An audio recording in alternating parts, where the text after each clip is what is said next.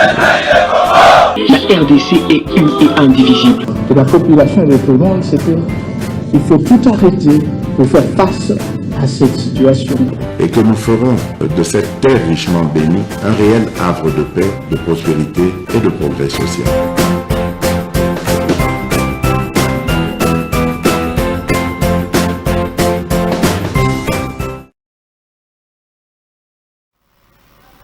Botenabino, merci ndenge bozo landa biso na MKBs officiel. Bozali ko partager ba émission na biso. Bozo liker pe bozo commenter na pesi bino merci. Pe na senge bino bozala vraiment parmi bato oyo ya liboso bazali ko partager. To senga bino pe loko mususu okipe ko salake ba yo mususu baza pembeni na yo via votre canal ba s'abonner massivement. Ba partager lien ya émission na biso ba pese biso makasi afin que mboka na biso et avancer. Tozana Kishasa bino bozana Lubumbashi bozana Kisangani bozana Lodia na moni aéroport mususu eza kuna bazoki ende puba mbole zobeta je sais pas comment tu vas traverser kana aéroport wana. Mais il y a des gens ici qui ont géré le pays pendant 19 ans sans honte. Bazana courage peut y avoir na itandoike koloba. Je sais pas ce qui il est que c'est la kasoni bato bazala kanango lisusote. Tokobeta masolo bande konangai na émission ya lelo. Vital Kamere a dévalé maintenant le secret sur Moïse Katumbi. Ce sont des gens qui ne réagissent pas souvent, mais cette fois-ci, à lobby, à ce qui concerne Katumbi, une interview à Zouaki na Jeune Afrique. Donc, on a une émission à Mokolo ya Lelo. Tokobete pe ma solo bande konangai, toujours na émission ya Lelo. Na maïmazota la Est. Ou bien sécurité à Mboka Nabiso. Normalement, mandat ya EAC. Bas soldats wana ya côté à santé ya pays de l'Est. Mission na bango est aussi là. Mais babengi soko ba ministre ya défense. Bakuta na pour ça l'évaluation baso ba décision. Moi si vous me demandez ma position, nazalaka contre banda biloko ne banda et vous me donnerez raison, mais au moins vous allez ko beta masolo to beta peli solo wana il y a la sécurité ce qui concerne à ce point to ko beta pe masolo bande konangai kaka na émission mukolo lelo dossier ya élection c'est ni azali ko accuser l'église catholique. Rôle bazo jouer un rôle ya bien te bazo jouer rôle ya mabe oyo koki ko sala ka déstabiliser mboka na biso. Et d'ailleurs tango bolanda ki vice-président oyo alobaka mingi mais ya mbalo eza vice-président te ya mbalo oyo komi président titulaire oyo azali Denis Kadima il est pas siliki makasi alobi la mission que l'église catholique bandi ko zo mikolo yo. Ils ont sous son mission à accompagner l'élection. D'ailleurs, Bolandaki, la mission à Tchela Kebina, je crois c'était le samedi, le vendredi, comment Cholé, alors qui sont qui s'est santé à Fongole Libango, fichier pour auditer, Bango, Bakosa la observation anate. Alors, Denis Kadimalobi postir ou les ayaba politiciens. Ils ont postir, il y a bateau, Babengam comme observateur. Membre de la société civile. Alors il leur a demandé seulement de s'assumer, de jouer rôle. Mais de son côté, l'église du Christ au Congo, SCC, Bango balancé, Bango consulté, pour être processus, ils allaient bien surveiller.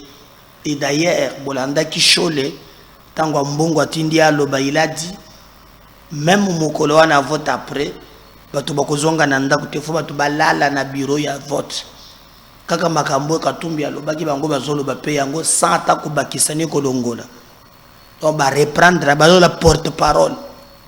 On va tout na ba centre de vote jour wana balala libanda mutu moko te akokota mutu moko te akobima ti seni akoafficher ba résultat comme ça ce que seni afficher ba résultat nde tokoyeba réellement nani azalaki eli nani mpe azalaki eli te wana ezali mpenza mosala oyo bapesi seni par rapport na bandeko ya Église catholique. Ça ne passe pas parce que beaucoup de gens pensent que Bazali ko exagérer. L'église de réveil, l'église musulmane et les autres, bango bazo préparer même marche. Le bako sala marche ya monene o bako tambola contre catholique, contre SCC, na ba batu bazo utiliser bango ba moniki batu bazo utiliser bango ezali bandeko ya mindele ou bien dans le poto communauté internationale pour saboter le processus électoral. Donc nous ne voulons pas la guerre des religions, mais l'église catholique en fait de trop, de telle façon qu'on peut couper ça va tout monsieur soukanda. Bolanda qui sorti ya suka ya mbongo na kisangani tango ndaki avec mokoboy azolo ba maloba sans marcher les mots que évêque azamuntu akobanga te. Évêque, il faut banguer ça. Évêque, c'est quelqu'un qui affronte. Alors, il dit des choses aux hommes qui ont cadré la mission vraiment apostolique de l'église. Alors, tout cela, dans mes collègues, il y a comme un positionnement personnel. Il y a un drap côté na bango. Et là, il y a si tu as situé, mais pour la dénica du malobi, akoyoka de soumakamu ya catholique te. D'ailleurs le vice-président alobaki pona ye ba matabakita bango bakoyoka le lisusu makambu ya catholique te bazaba membre à part ya opposition. Alors mais la déclaration oyo Chole asali apparemment apesi bango raison ozomona ezali déclaration purement politique qui n'a rien à voir na les techniques.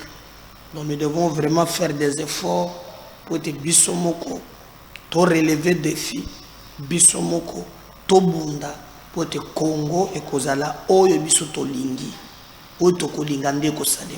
C'est pourquoi bande konangai to sala effort ya ko défendre mboka, ko bundela mboka, pe ko pesa mboka na biso valeur. To ko beta pe information mususu.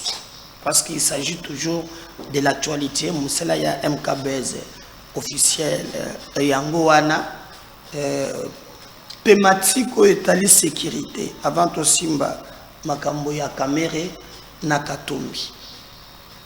Tokozo d'abord ya sécurité.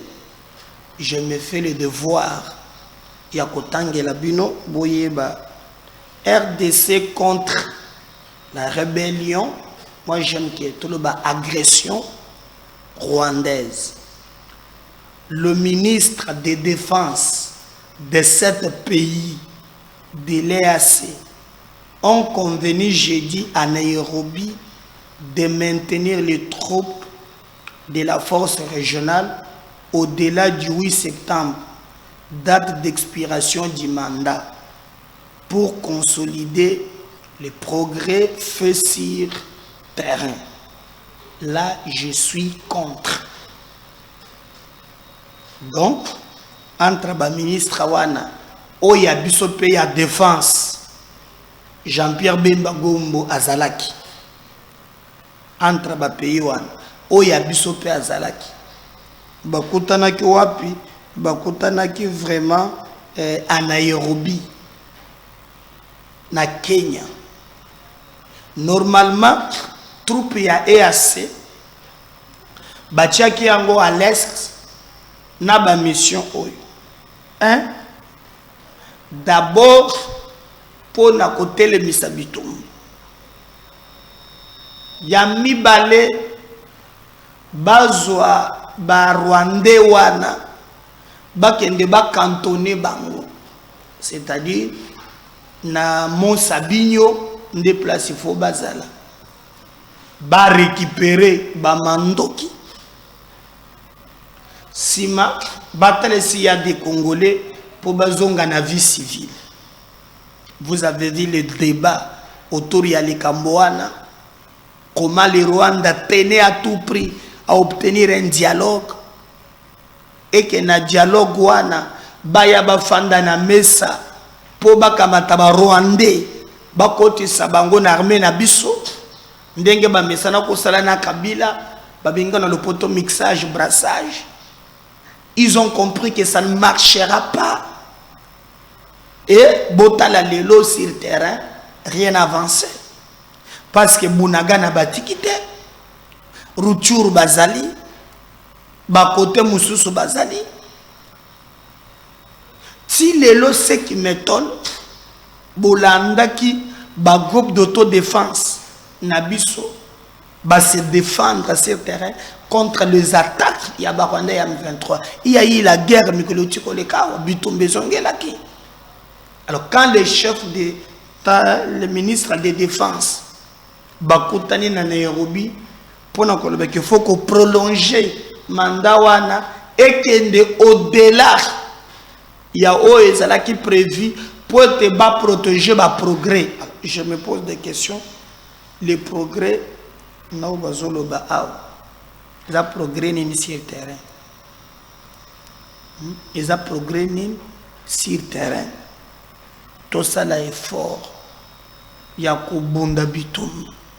Tout ça là est fort. Il y a Simba na Maboko. Tout ça là est fort. Il y a relever le défi. C'est le plus important. Sinon pas le reste. Écoutez que la bateau bazoli la lile. Tokoki kondi malikambo ya bongo ata mukete. Donc on est touché, on ne comprend absolument rien. Donc Bango va décider normalement mission il y a EAC il c'est le 8 septembre mais va prolonger en gros va le but pour consolider les progrès. Est-ce que depuis le quoi ces progrès nous avons un progrès Bolanda qui même ba boti ya bana au bazana quand ya ba réfugiés va permettre à biso pour entre autres missions les alaki que non tango bango baye va permettre ba civil bazongi na banda kuna bango bazongi la bilanga na bango le rapport ya PAM et l'obit oza su combien oui 2,5 millions ya batu bazana loko akoliate mais batu wana bazana banda ku basala kabilanga bana ba projet basala. Mais regardez comment Bazali abandonné, regardez comment Bazali laissé. À cause de Rwandais, mais quand on dit que non, sur le terrain, il y a des progrès, entre autres, qu'on pouvait préserver. Là, je suis perdu. Je suis perdu. On parle de quel progrès sur le terrain? Je demande à mon gouvernement de la République démocratique du Congo, baluka basala musala na bango ndenge longo bali ba permettre te que ba dongolo miso wana baya kosala biloko ya buzoba. C'est inadmissible. Biso mokonde to pesa forme na auto lingeza lela. Mais nous apprenons que entre les lignes non, EAC, chef d'État, ministre de la Défense, Koutani, na Nairobi, poété, au contraire, botala dilatoire. Comment Makambo Salami? Tout le monde qui même dernièrement, secrétaire d'État américain, qui vient de créer une confusion au FDLR. Boyo qui paie Kalamingite. Un aigri pour Babotela qui est mine. Nanga, revenir sur ça. Au contraire, moi, bien que tu as la Soki na Barma, Ngobuni na Congo, on te me peut sur Sokinga. Mais par exemple, la SADC, Bapesi accord pour être déployé, militaire na Bango Awa. Donc tout le monde attend. Et c'est la Maki qui a pris le relais. C'est le président angolais, Moutouazou Yango. Nani ni réunion sur ya Sadek Ao. Donc nous voulons vraiment que tout le monde a makambo ndenge ezotambola, tout le monde a makambo ndenge ni ezali ko évoluer, mais là moi je peux vous dire ça marche le mot que au projet ndenge bazolo bawana que jusqu'au délai 8 septembre et quoi apporter rien pour rentrée scolaire ya ngoyo na bunaga na barwande kaka bato bazali bazofutisa ba impôt.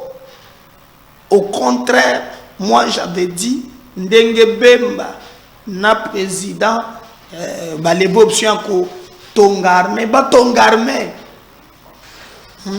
que koya wa ko kanisa ke ezala likambo ya sika ekubimana bandeko wana. Pour moi je vous dis nazo croire nango atamukete. Vous me posez la question na makambo wana, je vous dis nazo ndima atamukete.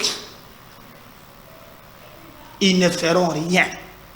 Au contraire, bah qu'on profiter na moment wana balobi ki ba proroger état de siège pour babuka ba bebi samboka na biso ekozala likambo ya somo, ekozala likambo ya passe et biso vraiment tokoki surtout nga na boya ka ASC et AC na ko boya ka yango lisusu oyo bazo sala bango za niveau ya gouvernement. Mais moi avec mon analyse batwana bayende pour ba piller mboka na biso, batwana baye po basala mboka na biso passe. Moi ata na ebike bakosala le kambote, je peux comprendre la limite Sadek ce qui gouvernement monique armée na biso il faut bazoazoa to ya na Sadek.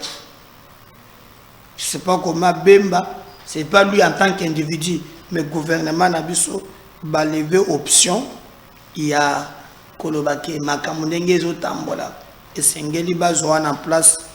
C'est très compliqué. Moi je vous rassure que makambo ko bongwana makambo ko kende très bien ce qui kaka armée na biso azio musala, mais compter na ba infiltré côté na ba burundais compter na ba tanzanien. Justin Bitakwira, il nous a fait une révélation et je trouve que c'est logique. À Lobby par exemple, l'actuel président ya Kenya on a Nairobi wan Utu Sogi Utu, mais c'est un touti pire mutu ya Kagame oyo bozomo na bavota na Kenya wan pire mutu ya Kagame. Il ne peut jamais alors rien faire contre Kagame. Et comme c'est Kagame qui nous agresse, lui ne ferait que protéger Kagame. Yami Balek Museveni olelo bazo potrana kabila na banane pour na ba intérêt na bango ya ba mine. Mais Museveni a botama na Rwanda, kola na Rwanda. Lui aussi ne peut jamais batouana bazana ba lien moko bakobe bana pona ba intérêt mike mike, mais pour le reste bako sala azawa na moyen te.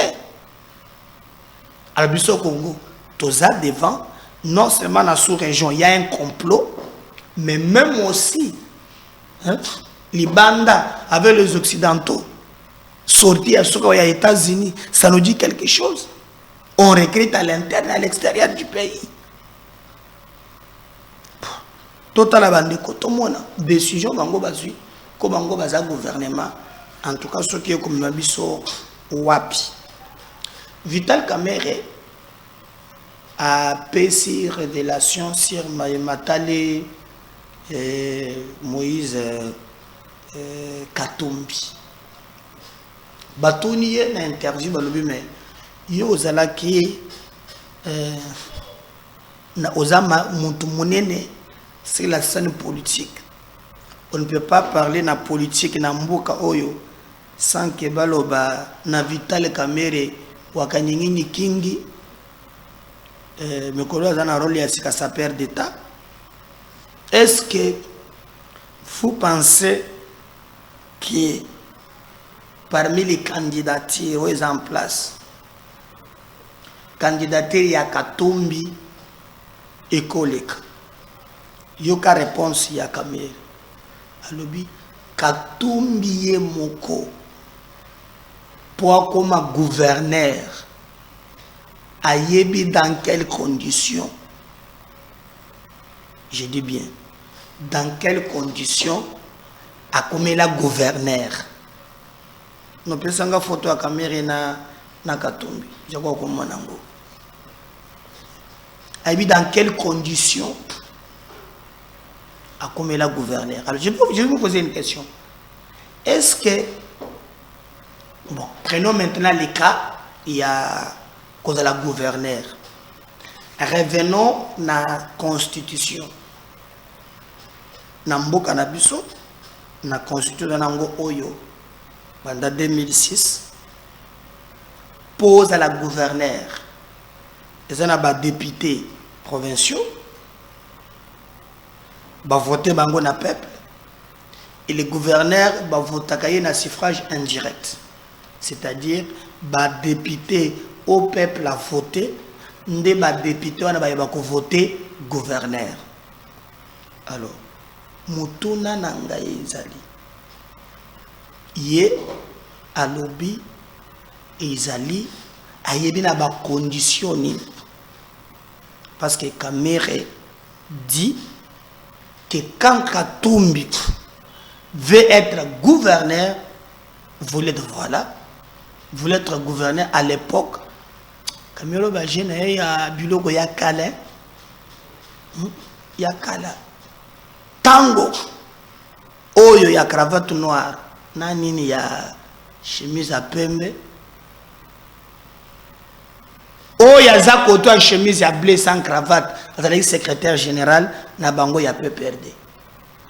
Siko oyo azangi cravate kamera alobi oyo cravate ya noir ke ayebi condition nié à comme la gouverneur. Qu'est-ce qu'on s'entend par là? Donc ce n'était pas des conditions acceptables. Donc pour comme a postulé, il y a eu des tractations.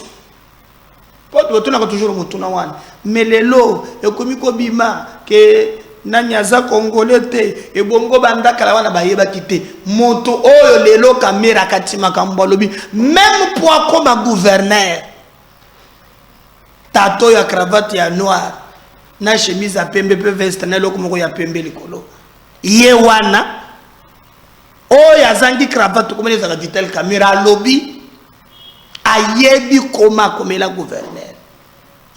C'est que depuis la candidature naye ils allaient négocier. Il ne méritait pas à postuler comme gouverneur. Pour y avoir une candidature, ça a été négocié. Et d'ailleurs à l'époque, Kabila avait besoin d'argent. C'est comme ça que Katumbi a eu la offre à lui dire que champion à côté kaba minéré.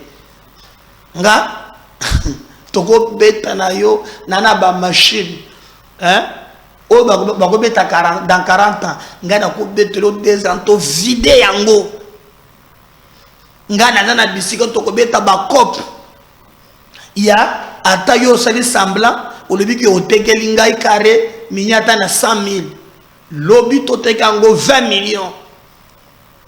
Quand Kabila yoki makambo yande comme yepe mulingi mbongo. C'est comme ça qu'il a imposé. Mais il s'est posé un problème dans le soubassement. Parce que tato ya cravate ya noir, azalaka na ye na condition te ya éligibilité. Cette éligibilité azalaki nangote. Alors, amikuti nakawan, c'est caméra qui nous dit ayebi, ata komiko tia monoko lelo, ayebi dans quelles conditions ayaki pour attiquer la candidature na ye. Ce que Kamere Muntozalaka secrétaire général a peu perdu à l'époque, ayebi sibisu. Kaka yo mwano yo linga mbongo ndozo mona Katumbi, netele kambo mususu. Kamera tranché. D'ailleurs, Koko Nyangi Joseph Alobi, Kamere et Katumbi, laissez-moi d'abord voyager à mon retour. Il nous a roulé en 2006. Ça, ce n'est pas moi, c'est Koko Nyangi Joseph. Il nous a roulé en 2011. Mais cette fois-ci, il va voir. soit c'est biloko na et puis le bengo na aéroport à côté avion qui azongaki voilà azo s'attaquer à Shadari. Shadari, mon frère, ce qu'il a fait, tout le monde est parti.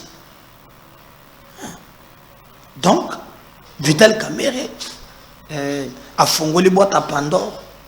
Donc il nous montre clairement les origines de Katumbi. Il nous montre que sur le plan des droits, Katumbi a quitté, postulé na mboka na biso. Oye Salamaka et de la Kanaba COP na consensus. Il y a un principe qui dit en droit, la fraude corrompt tout. Nyonso.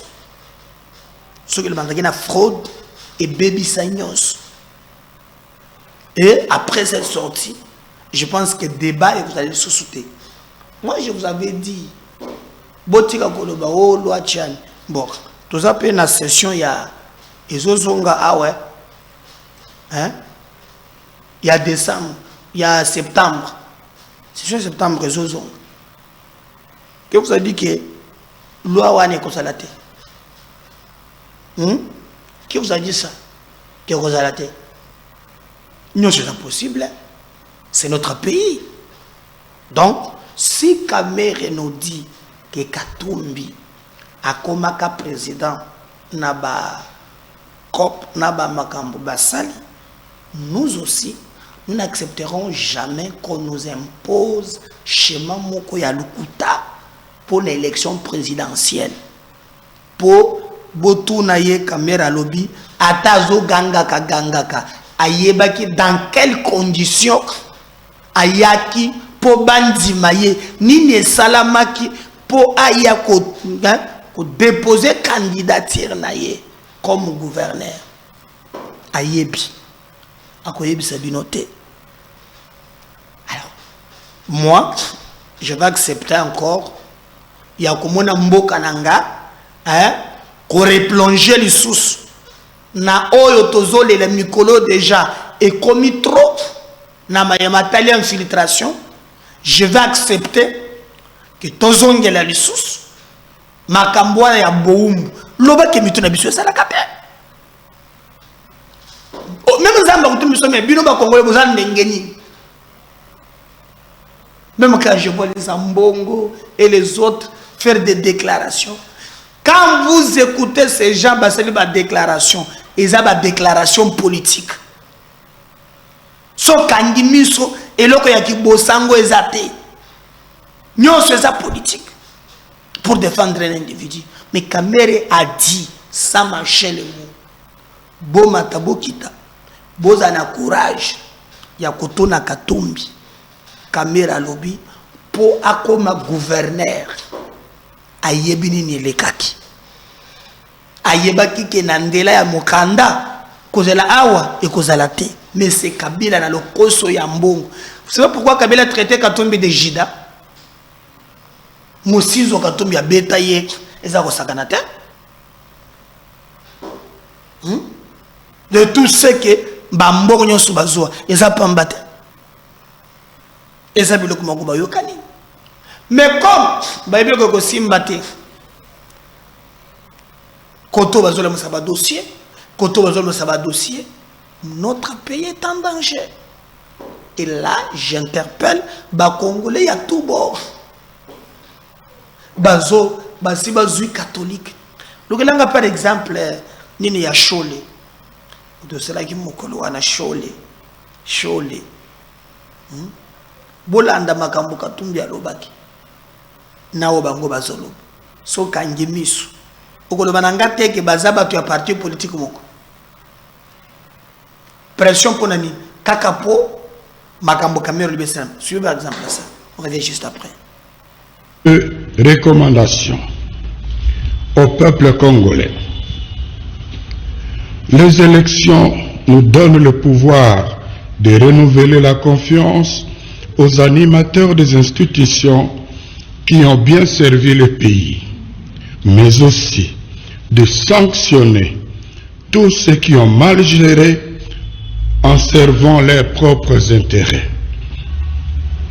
Face aux nouveaux candidats, privilégions les critères objectifs de compétence et de probité morale.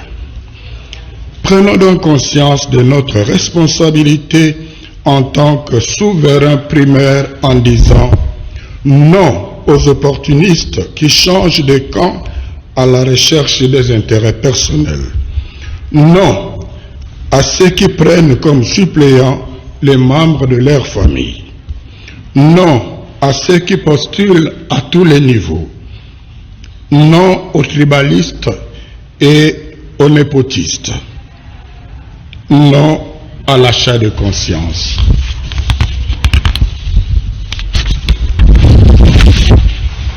Sachant que l'acte que nous allons poser le jour du scrutin est décisif pour l'avenir de notre pays. Compte tenu des expériences malheureuses des cycles passés, ne quittons pas le bureau de vote tant qu'on n'aura pas affiché les résultats. Avec l'affichage des résultats au niveau du bureau de vote, nous aurons déjà une idée claire des gagnants. La CENI n'aura d'autre choix que de les confirmer. Au cas contraire, ce serait une haute trahison et n'attendons pas une autre instance pour nous remettre dans nos droits. Nous avons le pouvoir constitutionnel, confère article 64, nous permettant d'imposer pacifiquement la vérité des urnes. À ce niveau, la contribution de la Conférence épiscopale nationale du Congo Senko est d'accompagner ce processus avec une mission d'observation conjointe avec l'Église du Christ au Congo, l'ECC. Bien entendu, cet accompagnement n'aura de sens que si la CENI donnait un minimum de garantie de transparence. Autrement, nous n'allons pas nous aligner. Au gouvernement, nous demandons de garantir la sécurité des personnes et de leurs biens, de protéger les frontières nationales, de veiller au respect des droits et libertés de toutes les parties prenantes engagées au processus électoral conformément aux textes légaux.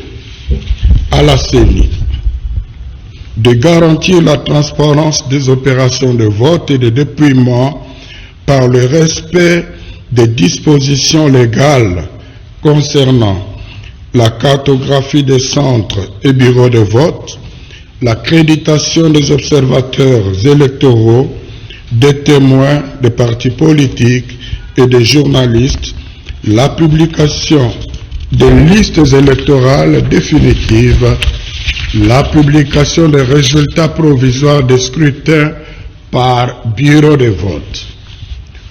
Aux cours et tribunaux, nous exigeons le respect de l'innovation introduite dans la loi électorale qui dispose que les juges recourent aux procès-verbaux et fiches des résultats des bureaux de vote et de dépouillement mis à leur disposition par la CENI pour départager les candidats lors d'éventuels contentieux électoraux. Aux partis et regroupements politiques, il incombe de préparer correctement leurs témoins, de les déployer dans le bureau de vote et de dépouillement afin de ne pas se présenter aux contentieux électoraux avec des résultats sans soubassement. Conclusion. Pour des élections crédibles, peuple congolais, réveille-toi de ton sommeil, car il est temps que nous choisissions nous-mêmes nos dirigeants, que personne n'achète ni ne corrompe notre conscience. À 6 mois des échéances électorales, nous nous invitons à la vigilance sur le processus électoral. Ayant été abusés aux élections de 2018, nous devons en tirer des enseignements et nous comporter de façon conséquente pour que désormais les institutions à mandat électif de notre pays soient dirigées par des personnes réellement élues. Voilà. Wana Bolandi, je crois, Chole, Boyeba, que tout ça, c'est pour soutenir Katumbi. Pour Nabango Katumbi, à sa candidat, Bakolala, Nanini, distraction. Mais IDPS, à sa peine à congrès, naïe, bah, sali choix Nabango, le but, c'est que d'inde candidat. Peut-être qu'on va se séparer, il m'a mis Balewa, Nabarozo, IDPS, Bachipé à INC après. Donc, moi, je vais revenir na un numéro. On prend d'abord, il y a Augustin Kabouya et Boulande P. INC. Comment Baponi, à tour, Félix Tshisekedi comme leur candidat. Merci. Et appelle aujourd'hui à désigner un parmi nous à qui la charge sera donnée de présenter notre projet de société au peuple congolais pour solliciter son suffrage et sa confiance pour les 5 années à venir. Je vous invite donc, de ce fait, à choisir pas forcément les meilleurs d'entre nous, mais du moins celui qui aura à nous obtenir la confiance du peuple. Honorables membres du Congrès, Mesdames et Messieurs, loin de moi l'intention d'orienter votre choix sur une question aussi cruciale de l'avenir politique, de formation politique. Je voudrais cependant vous informer que le 6 janvier 2003, s'est tenue à Kisantu, dans la province du Congo central, une session extraordinaire de la Convention démocratique du parti. L'organisation de cette session trouve son fondement dans la deuxième partie du point D de l'article 31 de nos statuts, qui fait que la Convention démocratique du parti examine certaines questions urgentes d'entre sessions des congrès. Comprenez donc qu'entre deux sessions du congrès, la Convention démocratique du parti peut statuer sur des questions importantes concernant la vie du parti. De cette session de Kisantu, il était sorti des résolutions, à savoir la désignation de son Excellence M. Félix Antoine Tshisekedi Tshilombo comme candidat président de la République de l'Ukraine.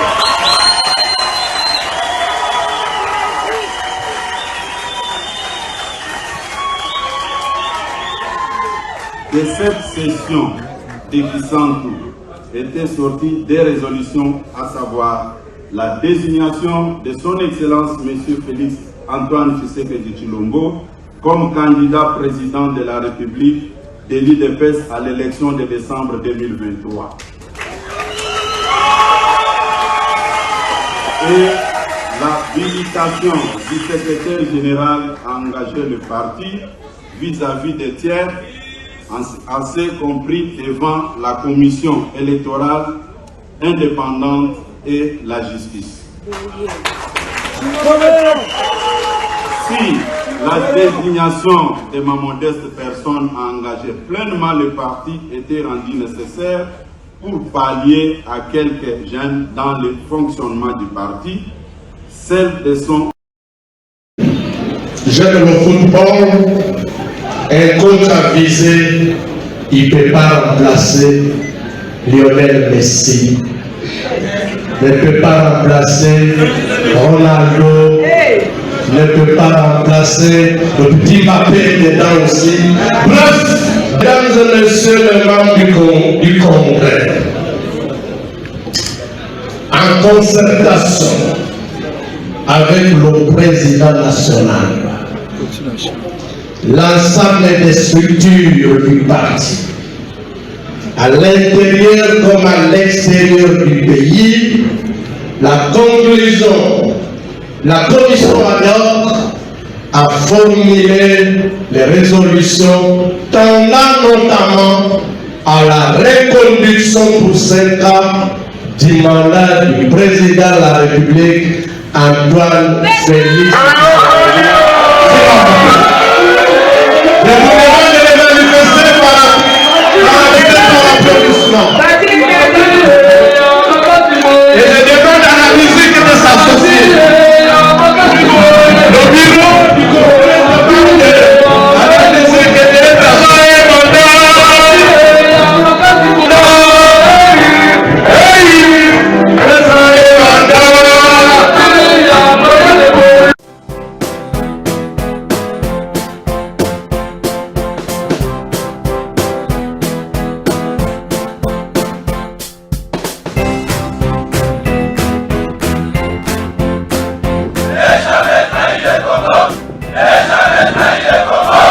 RDC est une et indivisible. De la population et de tout le monde, c'est qu'il faut tout arrêter pour faire face à cette situation.